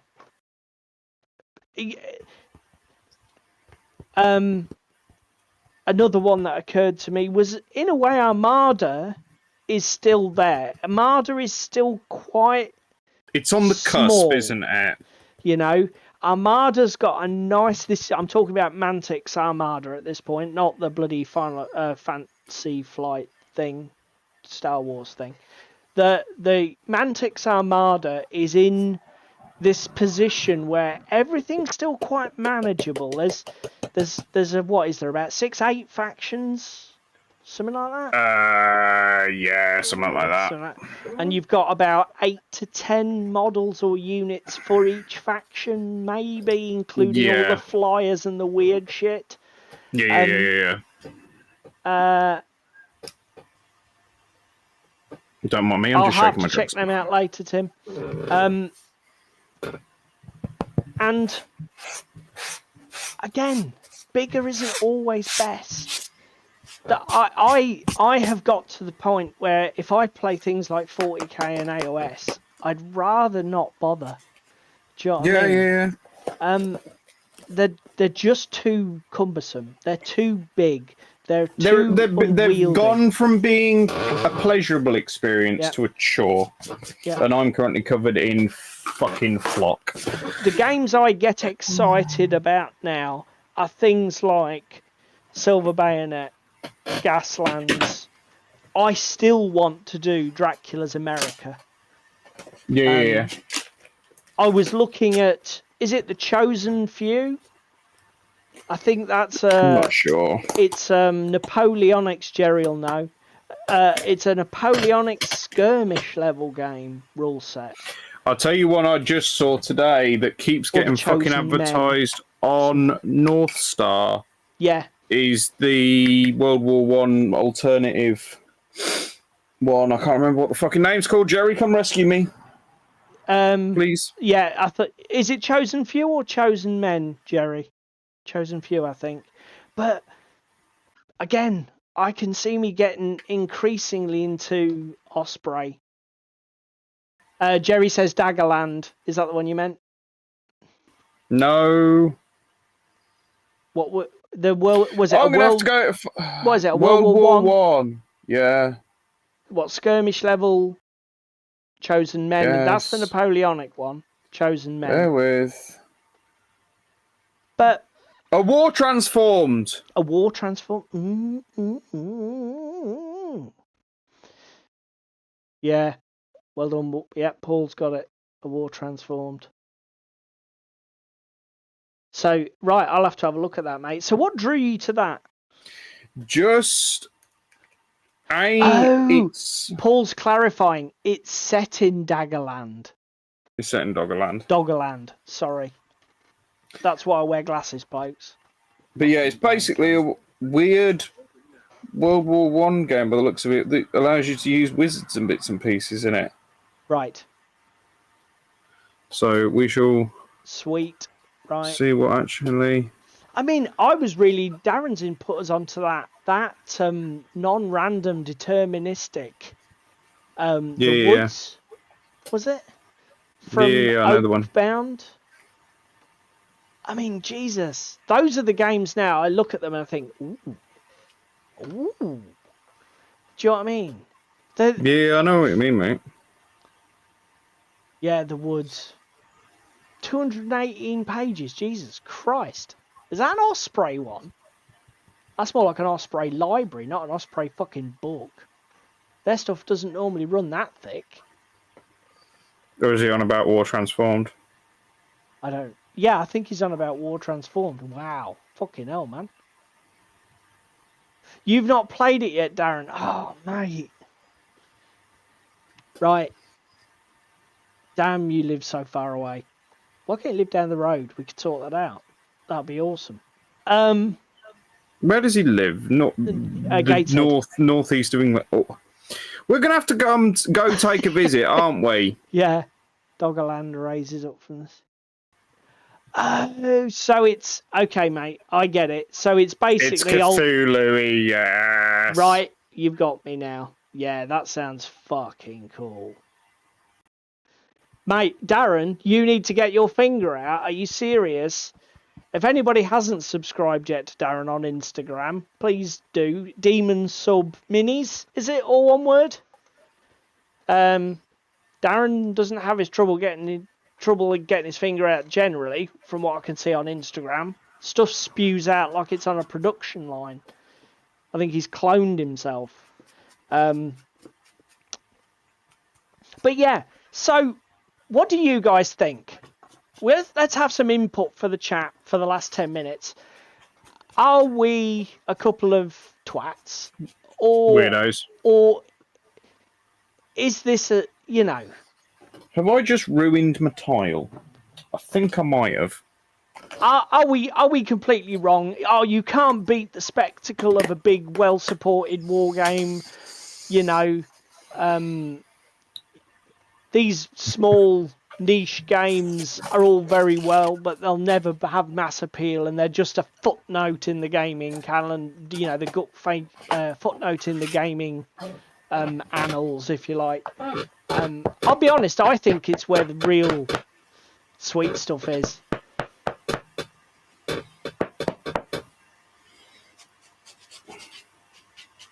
Right.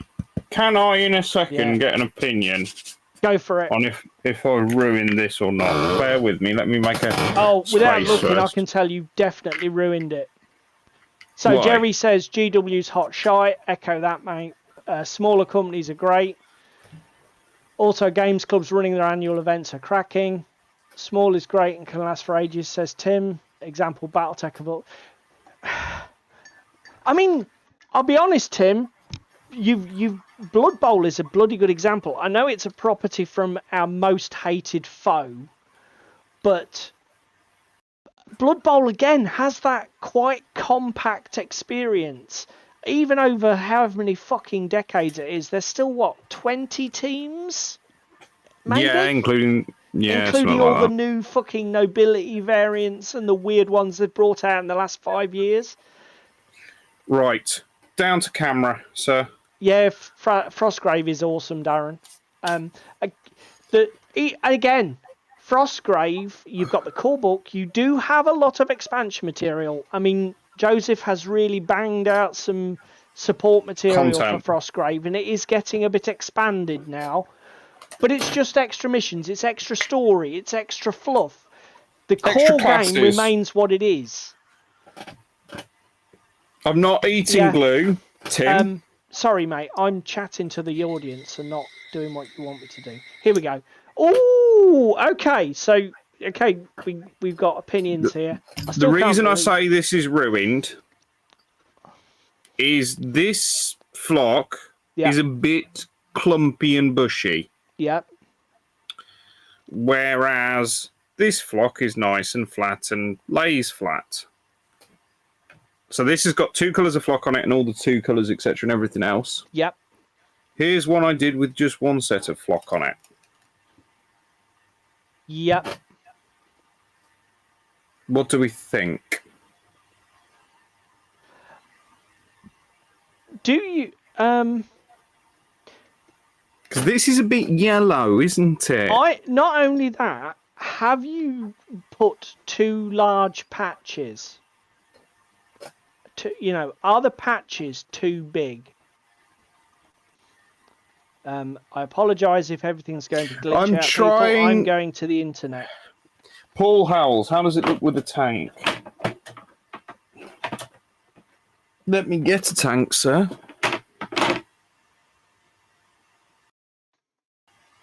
There you go. That's it with the tank.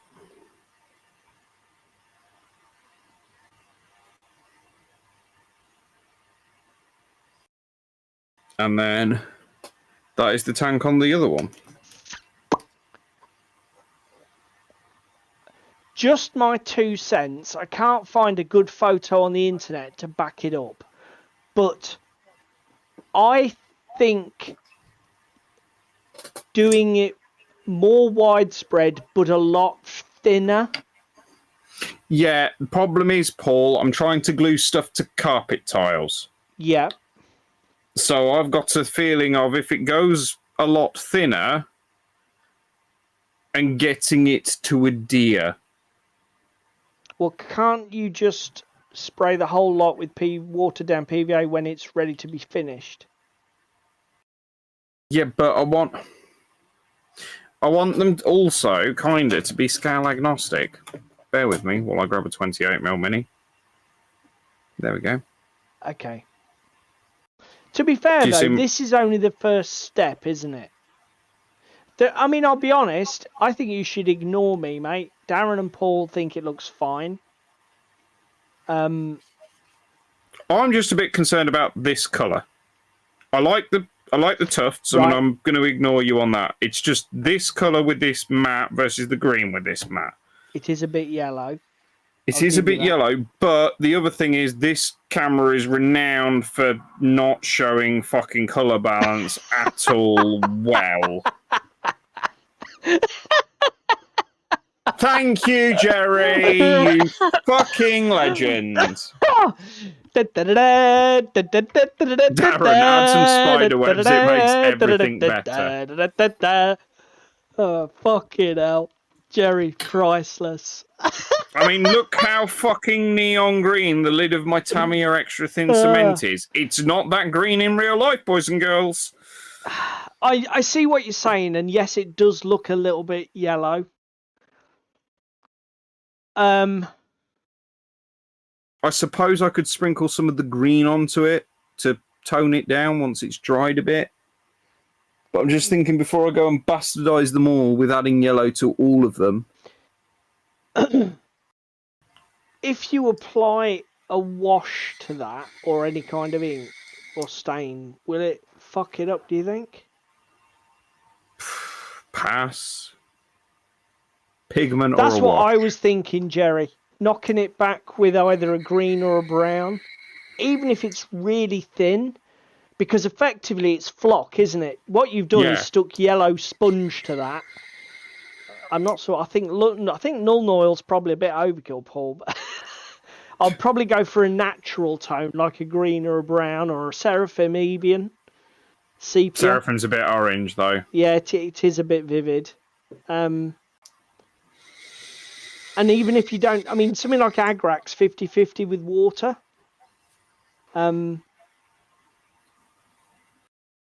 True, the white of the do you know what? PVA That is a fucking good shout. Yeah, because you've got white PVA underneath it. It'll probably dull itself down.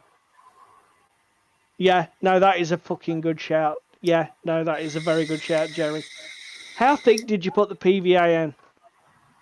Bear with me a second and I will show you on the next tile that I'm about to do. Yeah. Because to be fair, if you've slathered it on pretty thick, that'll probably take a good 8 to 12 hours to dry completely and go transparent, won't it? Well, I've just been like Okay, that, that's kind quite of. light. That should dry transparent within about 4 hours, I would have thought. And then I'm just, like I say, I'm just going on randomly, spotting it on, and putting 2 colours on just to put some texture on it. I mean, at the end of the day, I just want it as a I think what you're doing there, mate, you see how you're doing the PVA and you're creating a much more mottled or speckled effect. There aren't big patches. I think if you keep your patches relatively small, it'll look better. I.e., it'll come off afterwards. Yeah, don't try to avoid getting big islands of colour. Yeah. Do you know what I mean? Because I think... I mean, that's what I have intentionally been trying to do.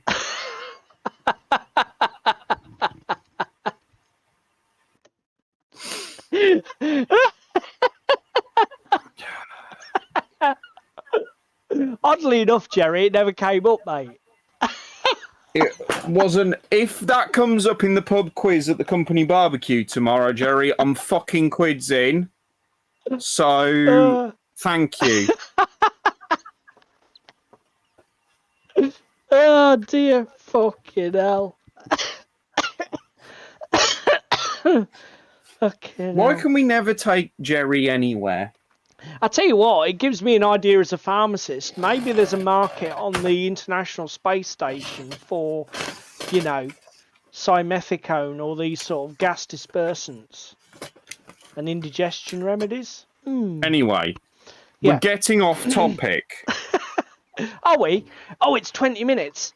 I told you to tell me. Look at that. I fucking am. I'm a well-drilled and oiled machine, sir. I was just about to start painting as well. That went wrong. Okay, right. Okay. So just before we go, everybody, I think we've had a good old ramble on our main topic. Let's discuss what's happening at the weekend. So we're off to Hereward. So Tim says, to get back on topic, smaller games and events are more the heart and soul of the hobby, and bigger companies are the fat on the belly. Yeah. Do we want to maybe go away from my green fingers and camera? Right, okay. Let's switch over to the browser. So, because we don't need to see David applying PVA to a piece of carpet. First of all, they have basically given you a list of the full games and all the traders that will be at the show. So if you're interested, go to hereward-wargames.co.uk before Sunday, and you can check out exactly what's going on. If you go at any time up to late on Saturday, you can buy your tickets 9 p.m. on Saturday night. And save £3. 2 quid. Save £2 rather, sorry. Fucking hell, you are useless as a co-host.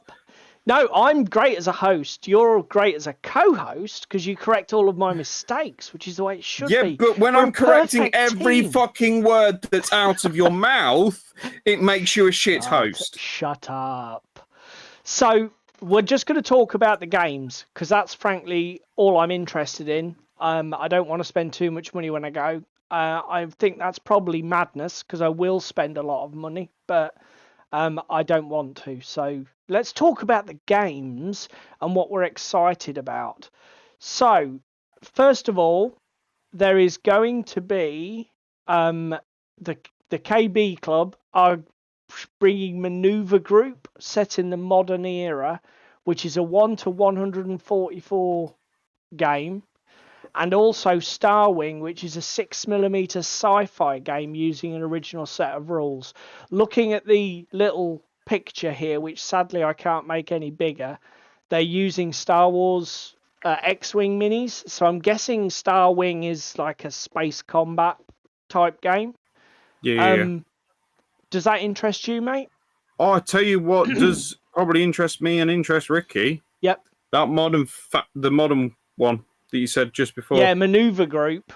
I did actually Google the rules for Maneuver Group. Let me, but I don't think I couldn't find an awful lot on it. Is it a stupid question, Jerry? Do you know the Maneuver Group rules? Is it one you've come across? I'm sure the answer will be yes. Somebody cue up the bloody international rescue music. So no, I'm the same as you, mate. I probably don't care too much about Star Wing, but that Maneuver Group sounds really interesting. So we'll have to try and get a game of that. This looks like fun. I'm not sure that I'd want to play it, but I bet it's going to be fun to watch. Probably one for the kiddies. They run it. So Peterborough Wargames Club. They've got a company or a group called Cheshire Wargames who are running a 54mm scale medieval game called Tis But a Scratch, Sire, which essentially is Playmobil Jousting Knights. See, I had in my head when you said Tis But a Scratch, a fucking Monty Python scene. I'll be honest, I think that's the vibe that's coming off it. There's this basically a Playmobil toy standing either side of one of these jousting fences. So they've got a proper term, but I don't know what it is. Somebody's already probably put it in the comments or the chat. So yes, probably won't necessarily be going for a game of this, but it does look like bloody good fun. This looks really interesting. Doncaster Wargame Society are bringing Tank Hunting for the Partisans game. It's a World War II. It's 1/35 scale. And it's an original set of rules. So obviously what happens a lot at these small shows is that the gaming clubs will either come up with completely original or custom rule sets, or they will tweak and adapt things. I remember my mate Rob Farley at one of the Hereward shows took me through a game of, it was effectively a scenario written using Game of Thrones IP, but the core rules were based very much around Lion Rampant, I believe. Yeah. So this could be something completely original, or it could be a bastardization of something else. But the fact that it's World War II, and it appears to be from the screenshot, if this represents the game, tank hunting in a really built-up urban environment, which sounds interesting. I don't quite know how that's going to work as a game, but, you know, it could be good. This looks something a bit more classic. So Bedford Gladiators are bringing a bolt-action game set in the Pacific Theatre, which features beach landings. Oh, you're going to get so fucking aroused by that table. Yeah, I'll be honest. I'm just saying. Yeah. I mean, I know I'm not new to bolt action, but I am not going to pass up a game I'm not chanced to play a demo game that might have Japanese in. So I'm hoping this doesn't get too busy and I get a chance to play this, because this really appeals to me. Tanks don't like buildings. No, they don't. It does seem a very odd premise, but this is the great thing about these small shows. You get these people just weird and wonderful. We've got a wacky idea. I know what. I've seen my kids playing with some Playmobil toys. What if? Yeah, what if? And again, it's probably a completely custom rule set. It's probably bloody good fun. So yeah, this is right in my wheelhouse. As I say, I'm not new to bolt action, but I will be looking forward to playing this game. Again, this one maybe isn't for me, but you know, it's interesting. Basically, Grantham Strategy and Gaming Club have bringing Discworld Witch Racing. So it looks like a pseudo racing board game, obviously built with the Discworld IP in mind, and presumably the witch is riding on broomsticks. So go figure. Again, not really my sort of thing. I'm not a massive Pratchett fan, and it just doesn't appeal. What about you, mate? Jerry has just asked a question. Yes, what? You didn't like tables in games, right? Okay, yeah, you're about to say maneuver thing is like Table City. I'm not a massive fan, Jerry. I think the progress we've made to building values in profiles and then making them target numbers is preferable to the old cross-reference system, where you have stat X versus stat Y. But I'm sure you're going to tell me I've got bad news for you. Was it? I think I missed it. Did you see the Witch Racing game at UKG? No, I didn't. You're very observant, Tim. Tanks don't like buildings. Yeah, no.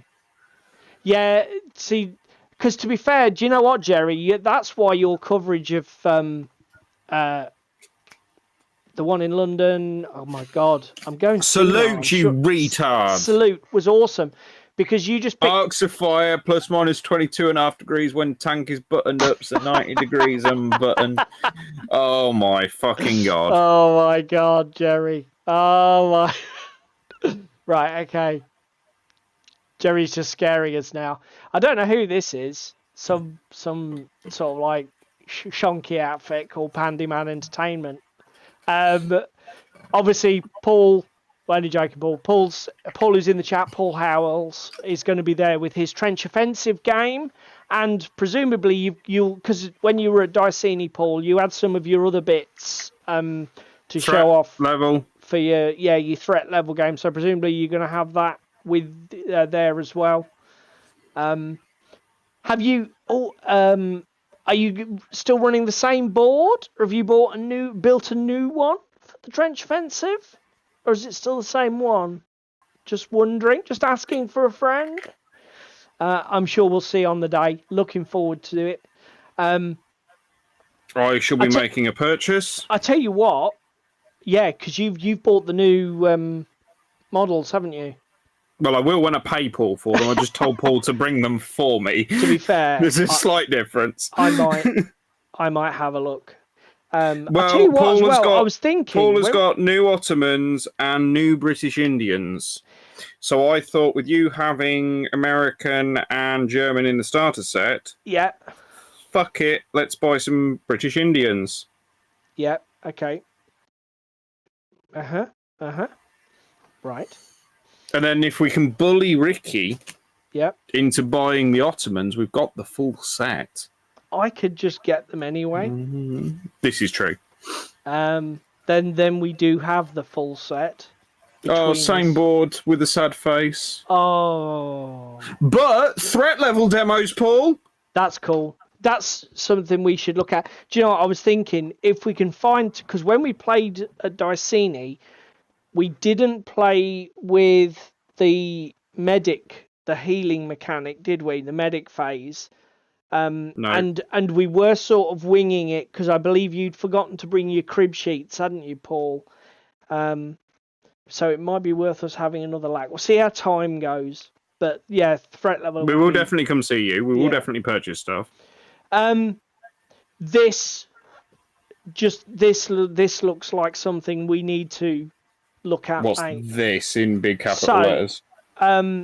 This is one of the Peterborough Club members, a guy called Colin Brett. He's running a game at the show. He's using the Exploit Zero rule system, which I did Google earlier and looks very interesting. It's a cooperative war game. Ooh. The players are on the same side and intrigued. And then have to work together to complete the mission. This particular mission is in near future setting. You control agents, and then you basically have to take down security troopers with order to stop the agents. So I suppose it's a bit James Bond cyberpunky thing. Yeah. Sort of hybrid. But this has got so many, like, this Exploit Zero, this co-op game mode where you've got, like, players versus an AI. I thought this would be a really good one to try. just to see if this rule set is any good. Again, what do we not do a lot of? When we do the cooperative stuff, it tends to be one versus many, doesn't it? Yeah. And as I say, the whole cooperative thing just really intrigued me. As soon as I saw this one, I thought, "Oh, this is probably the first one to try and get in on." Just from the description, this one, I don't really know what rule set is going to be running from this. So Huntingdon and District Wargame Society are doing a World War II 28mm bridging the brook scenario. I don't know. I'm guessing it probably represents a historical action. So it's something to do with the Normandy bridgehead in the summer of '44.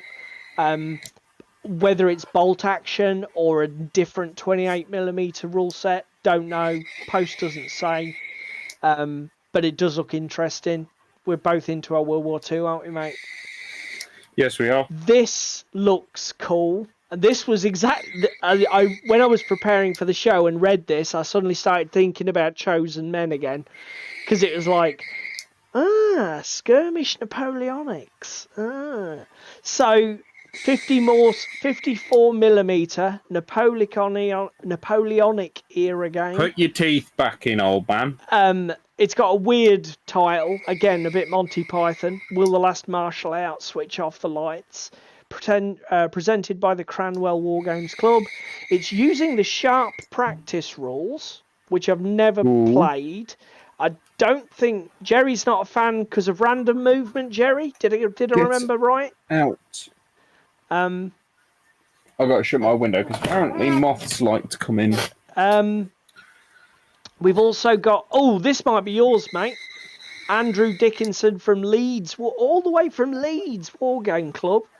He's bringing the Fedcom Civil War game, 1/240th scale, using the BattleTech Alpha Strike system. Ooh, fucking yes! Yeah, I thought that might appeal to you because we've not dabbled with BattleTech at all yet. I fucking nearly purchased the starter set in Element Games on Tuesday. Okay, so we have to stop by this, and you have to play this. Okay, noted. Let's hope he turns up. We haven't found my mech game yet. And last of all, everybody, well, Jerry will have seen this because I believe this is the one they took to Salute. It's the Peterborough Wargames Club themselves are putting on their Dam Busters game, which I think is some sort of insane 16-foot long table with the dam at one end, and then basically you just fly in and try and get your bouncing bombs to take the dam out. Really good fun. Beautiful looking presentation game. But there we go, everybody. That's almost perfectly timed, like we knew. Yeah, I thought that is the one, isn't it, Jerry, that's got random movement? Is it that one? Because I'm sure every time we mention it, it's like, oh, I don't like the random movement in that. Yeah, it's a really eye-catching game table, Darren, isn't it? The whole... I mean, it's such a... Again, it's one of them things... They all do. It's one of them things that you see it, and you... Because it's basically... They've painted it either very dark blue or black, I don't know what. But you've basically just got a long black table, and then they've built the dam at one end, and at the other end, they just have like a little seat with like a pilot's flight stick. And you just think, that's such a genius, simple idea, but it looks brilliant as a game. Yeah. And then I don't know what scale the bombers are, but they're pretty fucking big. 2 minutes left. We need to see some technical difficulties. No, you're getting no technical difficulties for your bingo card tonight. The technical difficulties occurred before we even came on tonight. And literally at 1:45, I was rebooting my PC because even though I had started up OBS and it had captured the camera and I could see the camera was live, I had no window for it and it wasn't appearing in Task Manager. So I couldn't launch it. I couldn't kill it. I couldn't do anything. So technical difficulties have already happened pre-stream. Sorry, everybody. Right, I think we're going to call it, mate. I think we are. I think we're going to have a fucking brilliant Sunday. Yep, I think we are. And I think we're going to be raving about it next week. Yep. Just be prepared, people, to be bored rigid by more tales of Peterborough Hereward Wargames Show next week. So, thank you very much for you guys in the chat. As usual, you were awesome. We cannot thank you enough for your participation and for just making this an entertaining 2 hours for us and hopefully for the people who are at home. If you're tuning in later on YouTube, thank you very much as well. If you can find time to do only one thing tonight, please click the like button. If you can find time to do any of the other YouTubey stuff listed below that, that's awesome. But the like button is enough and it takes virtually no effort. In terms of tonight's topic, interact in the comments below. What do you think? Are the big games always going to outshine the small games in terms of their depth and their scope? Or is it sometimes a bit too much? The small games are an easier buy-in, a more satisfying experience in the round. What are your thoughts? Tell us what you think. And that's it. Good night. Yeah, that is it. Night, boys and girls. And enjoy your week. And we will see you next week with Tales from the Hereward. Tim is roasting me. What's this? Hear empty. Right. Good night, Tim.